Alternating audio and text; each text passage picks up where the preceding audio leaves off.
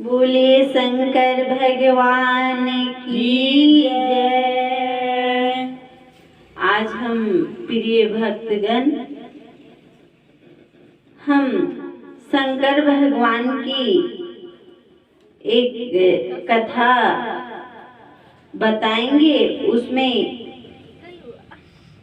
दो पुत्र की कहानी है। एक समय की बात है, भगवान शंकर जी के दोनों पुत्र श्री गणेश और श्री स्वामी कार्तिकेय विवाह के लिए परस्पर झगड़ने लगे। प्रत्येक का आग्रह था कि पहले मेरा विवाह किया जाए।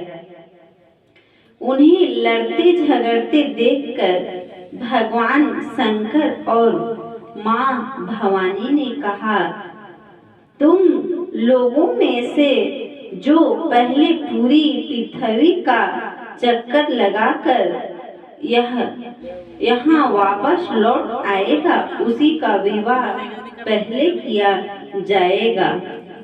माता पिता की यह बात सुनकर श्री स्वामी कार्तिकेय तो तुरंत पृथ्वी पर दक्षिणा के लिए दौड़ पड़े, लेकिन गणेश जी के लिए तो यह कार्य बड़ा ही कठिन था। एक तो उनकी काया स्थूल थी, दूसरे उनका वाहन भी मूषक चूहा था। भला वे दौड़ में स्वामी कार्तिकेय की समानता कैसे किस प्रकार कर पाते। लेकिन उनकी काया जितनी स्थूल थी, बुद्धि उसी के अनुपात में सूक्ष्म और तीक्ष्ण थी। जब पार्वती मैया और शंकर जी आपस में बैठे थे तो उनके दो पुत्र गणेश और कार्तिकेय थे, दोनों आपस में लड़ रहे थे।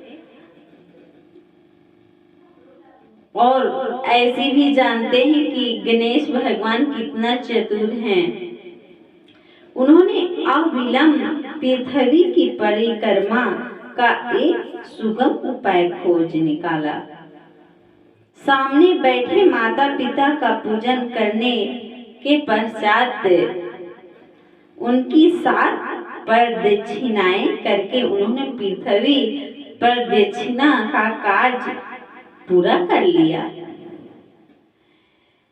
कहा गया है कि कितनों भी आप पूजा पाठ करते हो और अगर माता पिता की अनादर करते हैं, माता पिता की पूजा ही मनुष्य का सबसे बड़ा धर्म है। इसीलिए गणेश भगवान ने सोच समझकर मैया पार्वती और शंकर भगवान की परिक्रमा करके और वे आराम से बैठ गए।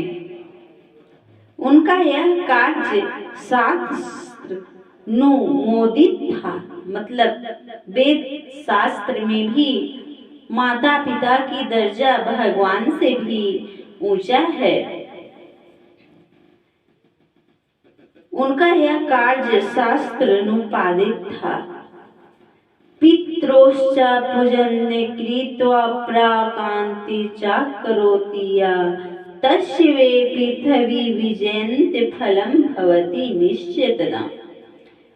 पूरी पृथ्वी का चक्कर लगाकर स्वामी कार्तिकेय जब तक लौटे तब तक गणेश जी की सीधी और बुद्धि नाम वाली 2 कन्याओं के साथ विवाह हो चुका था और उन्हें 6 तथा लाभ नामक 2 पुत्र भी प्राप्त हो चुके थे।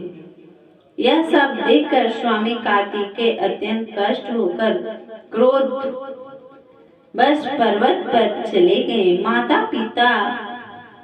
पार्वती वहां उन्हें मनाने पहुंची। पीछे शंकर भगवान वहां पहुंचकर ज्योतिर्लिंग के रूप में प्रकट हुए। इनकी अर्चना सर्वप्रथम